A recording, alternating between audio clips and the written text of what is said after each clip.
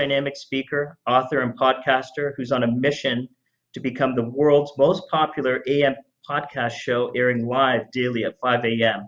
That's Glenn Lundy, who will be interviewed by Fatima Zaidi, the co-founder and CEO of Quill. Over to you, Fatima. Thank you, Glenn. It's such a pleasure to be sitting across from you virtually, that is. I, been consuming on average of 10 shows a week since 2014, which is the launch of Serial, the true crime podcast that in my mind put this entire industry in perspective. And your show happens to be the ones that I tune into, not at 5 a.m, but I do happen to catch your content consistently. And, it's just such a pleasure that today I actually get to sit across from you. So welcome. For those who haven't had the pleasure of tuning into your podcast, I wanted to provide a secondary introduction. The thing that fascinates me most about you isn't the fact that you're an author or that you're a speaker or the host of Rise and Grind, but actually you are a father to 7 children, not 1, not 2, but 7, which is in itself a full-time job. So you're going to have to tell us how you're doing it, and not too particularly during the pandemic. And if that wasn't enough, you're also the host of Rise and Grind. Extremely popular. A lot of people in our community are tuning in. You've also been seen at places like Hustle and Grind, Grow Your Business for God's Sake, and stages across the country. And I know they've also been spotlighted on news channels and publications like ABC, NBC, and CBS. So, I am so thrilled. And I think let's start with that. How are you holding up during these unprecedented and strange times with 7 children at home? Well, first, I want to say thank you for that awesome intro. And it is a pleasure and an honor to spend this time with you today and to be able to sit across from you.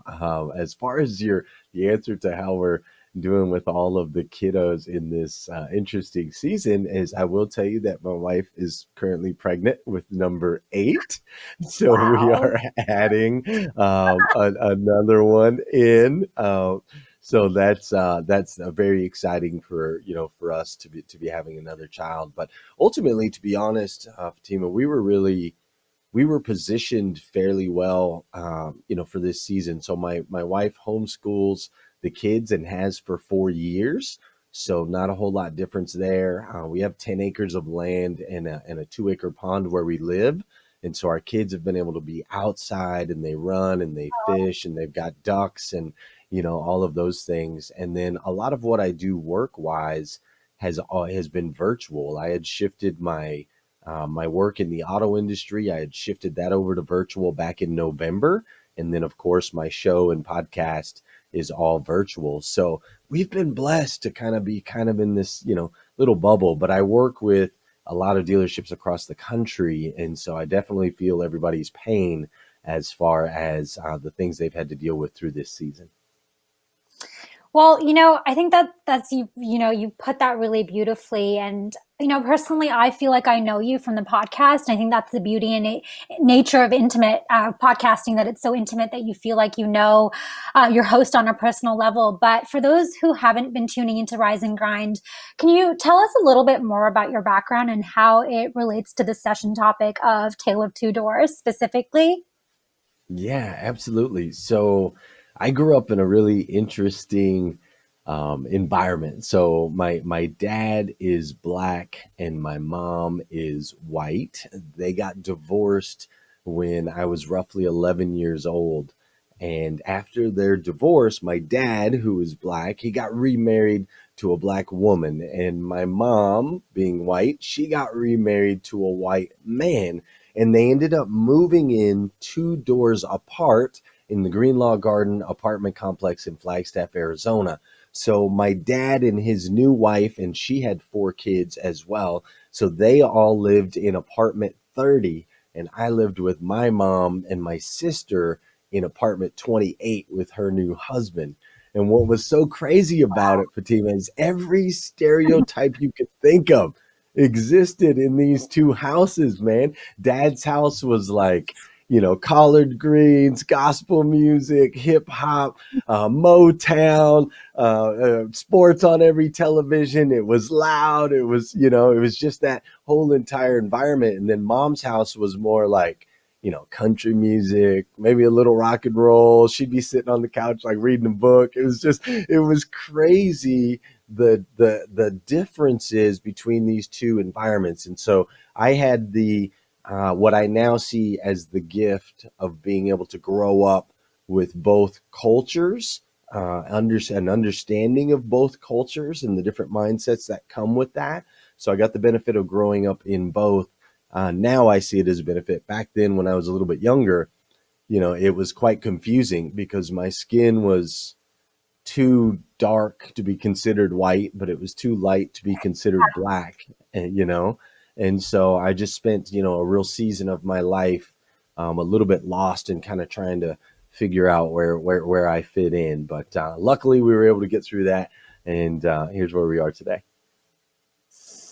I want to hear a little bit more about these stereotypes in a bit, but I think my first question to you, and I think maybe even, asking for advice, because this is something as a founder of color that I face a lot. I was on a panel recently with a bunch of investors who, were complaining that they just don't know enough minority entrepreneurs to invest in particular, founders of color or our Black female founders. And I think the problem is, in reality, there is no pipeline problem when it comes to the availability of talented Black founders. And drawing this experience from completely entrepreneurial standpoint, I think that the clog in the pipeline is often founders not fitting into investors' preconceived notions for what stereotypically constitutes as a successful entrepreneur or successful businessman and what they should look like, whether that's conscious or subconscious. And I think what happens is this results in investors and other individuals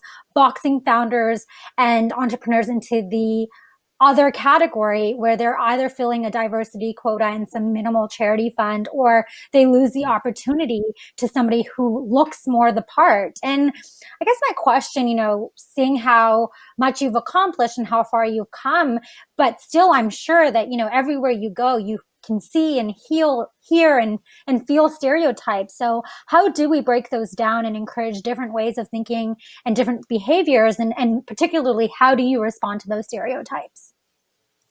So I think, right now is a very interesting season, right? There's a lot of different things that are going on. A lot of eyes have been opened. And really what I think it comes down to, there's an acronym that I use all of the time. I think about it every time I go into a conversation, whether it be with a client, with my wife, with my friends. I always think in my head of this acronym for the word lead, right? So the word lead, LEADD. I like to spell it with 2 D's. And here's why, because if you break it down, this is what I think it takes. So we listen first. The L stands for listen. We have 2 ears, 1 mouth. So let's listen first to whatever relationship we're trying to increase or whatever gap we're trying to bridge. It all starts with listening, right? Let's listen to what they need and what they're saying, and what they're feeling, right? So we listen first, and then we encourage. The E stands for encourage. And I think too many people miss this step. They listen only in hopes to defend or to respond. Everyone's listening to respond. I don't want you to listen to respond. I want you to listen, and in that, try to find something that you can encourage in that person, something that you can highlight about what they're sharing with you. So if we listen and then we encourage, then we can go to the A in lead, which is advise. So now we have this opportunity because we've created a relationship where now the other person goes, okay, wait a minute. They listened to me. They encouraged me. Now I'll actually take a little advice from them, right? Now I'm willing to learn from them because they've listened to me first and they've encouraged me and made me feel like I have value and I have worth. Then after we advise, we have to take the time to develop. That's the D in lead. Like just telling someone what to do, but not showing them, holding their hand, spending the time, investing the time to develop that person doesn't work, right? And then the last D in lead with 2 Ds is daily. This is something that we have to do daily. So I think the only way to really bridge that gap is we kind of have to process this. We have to follow this process of lead, and let's like really start to listen to these different groups of people, the different cultural backgrounds. Let's encourage the things that are positive there. Let's advise them on ways we can do things a little bit better. And then let's commit to developing a long-term relationship so that we can ultimately make long-term change. Mm-hmm. Beautifully said. So on that note, would you say that, or have you ever encountered a pervasive belief that diversity and excellence are somehow in conflict? Like, do you actually feel that? So I think that I don't think it's necessarily a conflict, diversity and excellence. What I think it is really is that there's kind of a different definition of what excellence looks like, right? So, for example, we'll just use an example. If I am an African American and I grow up, in the hood, right? I grow up in the hood. I grow up in the streets. My definition of excellence might mean that I make $30,000 a year, and that I can actually pay my bills on time. That might be my definition of excellence. Whereas someone else who maybe grew up in a different environment, with a different upbringing, that definition of excellence can be so much higher. So I don't think it's necessarily a conflict. I think that ultimately it's just a cultural misunderstanding of the different levels of excellence. And I think that that's something that we need to communicate and understand. What's considered successful for one person is not necessarily the definition of success on the other side. And that goes back to what you were referring to kind of at the beginning, right? Like, we can find successful entrepreneurs if we maybe change that definition of success depending on the different backgrounds, upbringing, education, where they're coming from, those types of things. Absolutely. And, I think a really hot topic these days, whether it's across podcasts or, commentating, is what can organizations and leaders be doing better to foster diversity in the workplace and encourage a commitment to this excellence through diversity? And we all know that posting a black square on Instagram is easy, but systemic change is not. And so what advice would you provide to people who are watching right now, leaders, CEOs, founders, leaders in their respective sense, who are trying to build a more inclusive workplace and really put diversity at the forefront? How should they be supporting people of color and otherwise?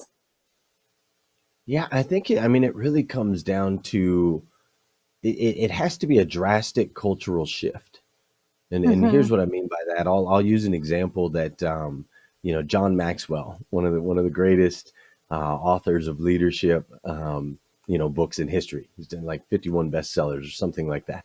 But he uses this example of how he was at a Thanksgiving dinner and his wife was cutting the end off the roast. And he said, "Why are you cutting the end off the roast?" And she said, "It makes the roast more juicy. It gives it more flavor. It just makes it so much better." And John Maxwell was like, "That doesn't make sense. Like, why would cutting the end off of the roast make it better?" So she said, "That's the way my mom does it."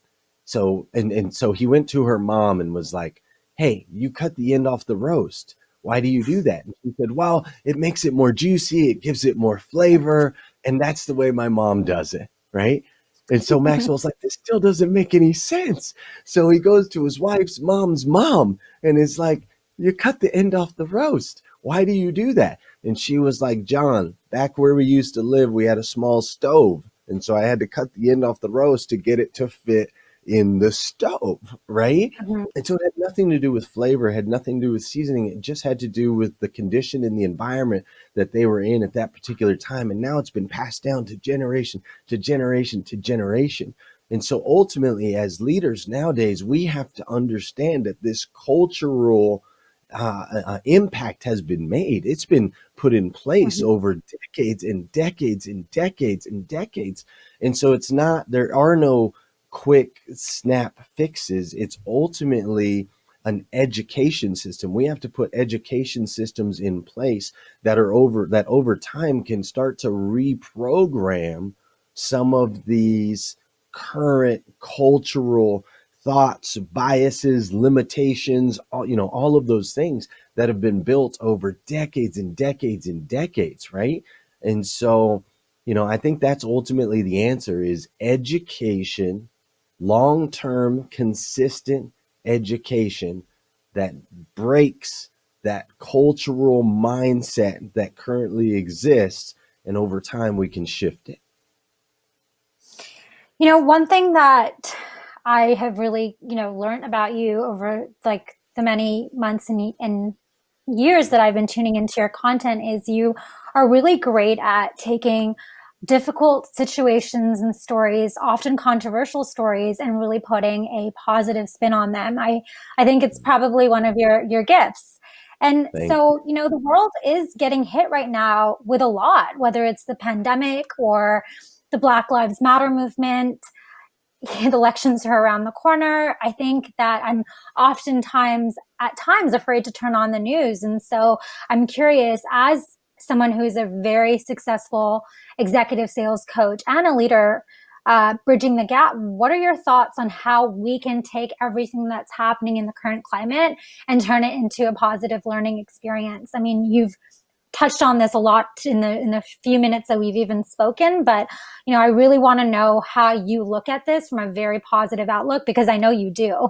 You always spin things, and that's the lesson here. There's quite a few. There's really quite a few lessons that are going on in the world. On one side, let's look at this, and some people might get, I'm not looking to offend anyone. I hope this doesn't hurt anyone's feelings, but I am a capitalist. I like earning, and I like developing business. I'm a big fan of that. So if we look at it a little bit from a business side, we have the most incredible example of effective marketing that I've ever seen, like in history, right? So we have these agendas, whatever those agendas are. I'm not a expert in what's going on in politics or so on and so forth, but I watch the moves that they make, and I watch how advertising campaigns were instantly able to be shifted to ultimately, tell a story, right? To tell a story, whether you want to see it, negative story, positive story, whatever, they're telling a story. And by telling a story in a certain way with consistent, effective communication, using very consistent words that leave things to the imaginations of humans, they've been able to shift an entire population of people, right? And now the people themselves have become brand ambassadors for the narrative that is going on. They're wearing the masks, and they're making the posts, they're taking pictures. Like, holy smokes, man. There are so many things that we can learn from the marketing side of what's going on right now, right? How omnipresence works, and how telling a story that opens up the imagination works. And some could say, fear, a little bit of fear, how that could work. Like if I was in the insurance business now or something, right? I'd be watching right now how they're able to do this. So from a business side, I think we can learn a lot about marketing from what's going on right now. From the human side, I think everyone has finally, most people took a little hit in the mouth, right? Everybody got punched in the mouth. I can tell you, Fatima, the first couple weeks of this thing, there were 3 or 4 nights, and I'm a very, very, very positive person. There were 3 or 4 nights where I wanted to crawl into the fetal position and put my thumb in my mouth and just like, call for my mama. There were some rough nights. And when I had those nights, I started looking the next day, and I'm like, okay, what's going on to my mental fortitude? Like, what's going on up here that's causing me to retract, that's causing me to want to withdraw, because I'm not that type of person. And so I think from humanity's side, I think that everybody kind of got punched in the mouth, and now we're starting to really see and realize how important our mental faculties are, right? How important it is to continue to feed our minds and to educate our minds and to put positive things into our minds, because we quickly can be swayed over to a place of lack, right? A place of fear, a place of victimhood. And I think Mhm. what you see culturally, especially, is people that weren't necessarily, that don't have a strong educational background, or people that haven't been taught the power of self-development, or of educating ourselves. What you see in a time like this is you see the fear and the panic quickly becomes, it leads to anxiety, it leads to depression, it leads to lashing out. And that's what we're seeing in these communities, right? These poorer communities, these minorities, so on and so forth. They're really feeling the brunt of what's going on, because they never got that education on how to respond to that. I'm lucky enough that Absolutely. I've been blessed to know how to. Now I know how to get myself out of those spaces, but I didn't just a few years ago. And so I feel for the people that don't have those resources.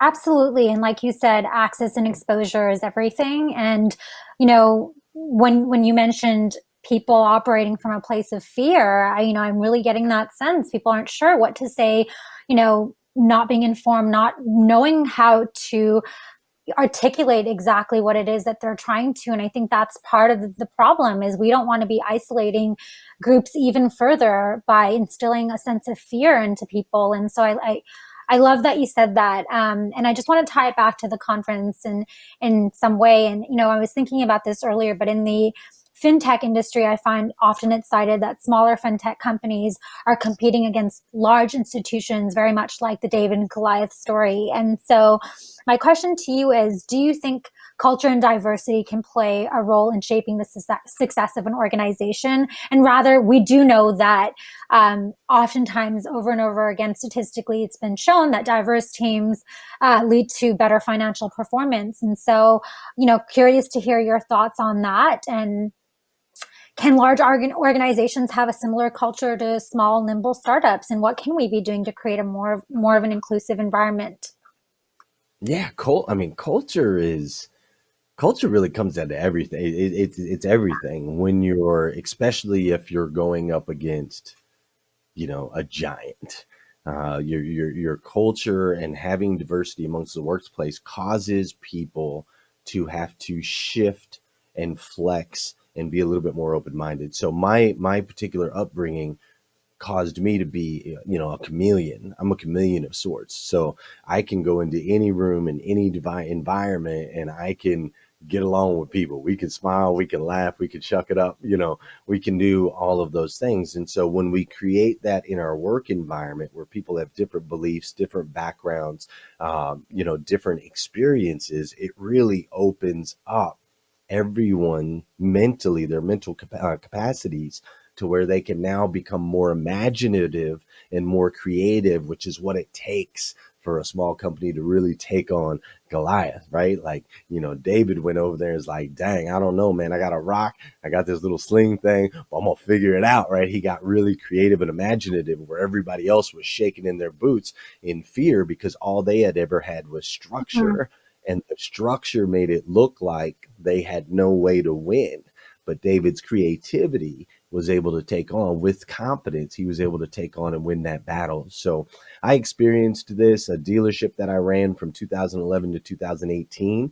We were in a tiny little town, population 9,600 out here in Kentucky. And when I first started working there, it was just a place that had been there for 50 years. They ran things a certain way. And we came in and we shifted and we mixed and we started bringing in a lot of different ethnicities and age groups and mindsets, and really creating an environment of where we could be creative and on mission and on task. And over a period of 6 years, we were able to grow that dealership 800%, taking it to the second largest used car franchise dealership in the country. And it all came down to that culture.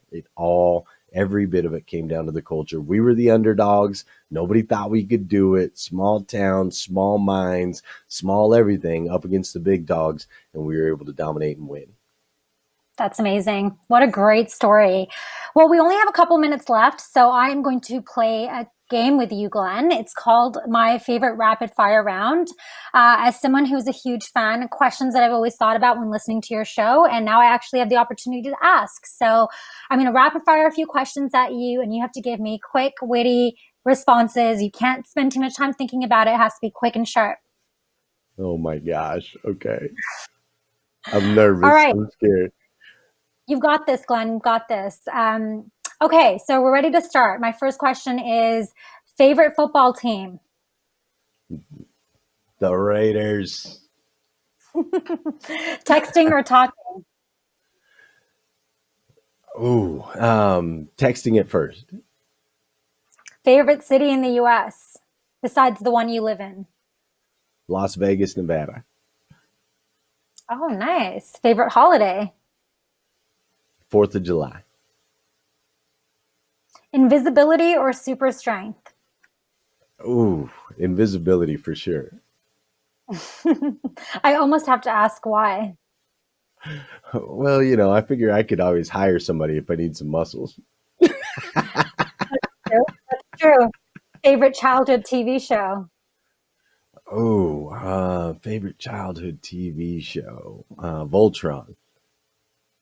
Good one. Good one. And then last but not least, what is your favorite quote? This one always stumps people. This one's always a thinker.